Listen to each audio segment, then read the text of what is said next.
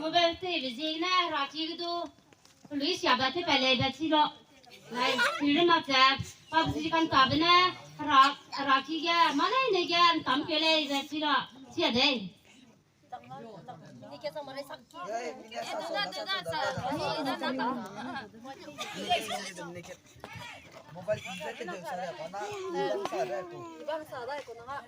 mobile tay na ilang ko da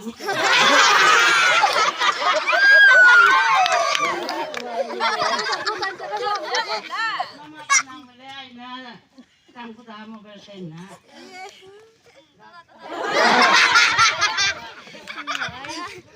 mobile tay ba cái tôi đi này đi lấy alo mobile tay bên na mà cái ta lấy na răng lên làm mang đứa xia dài rồi là mang đứa xia dài lấy từ con đi vào cái tu từ con đi vào lấy mobile cái đầm bằng cái cái gì mình ra ta lùng cũng mà phim rồi mà mobile phim na mobile tay na xia lấy à thì từ con suy cô tôi về mobile tay về đi lấy à chơi rồi mà đủ mobile tay về đi lấy cái chơi vào xài rồi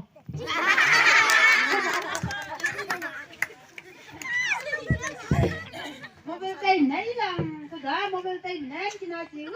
cái mấy bạn tin tôi ra tới nơi chúa làm được cái đó năng nghe mobile tay này sẽ lấy cái chuyện rằng mình đi làm được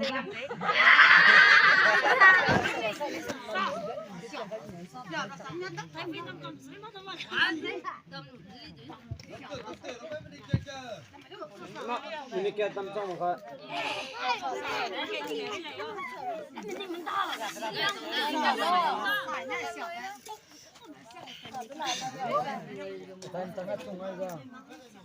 đánh cả mobile tay về cái đó cái này sẽ lấy sao đó mà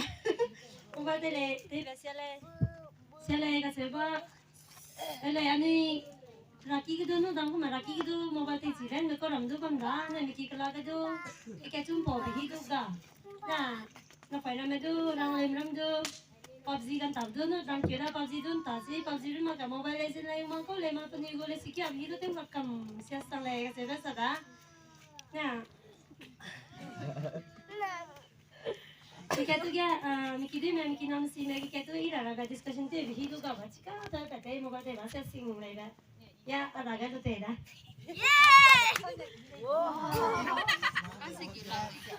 làm gì làm cái gì đó phone tay về xe này cái gì vậy chẳng cái nào cũng đi cái đấy cái này inang này là cái nào đều cái nào mà cái này mà cái mình cái ninh sinh mà chỉ mà cái đó nó phone nó tuy là này cái net này hoặc chân này mà đồng ngũ sang một phe rồi chơi sang một phe mà chơi rồi mobile phone nó inang này cái gì vậy nó cũng sao vậy đó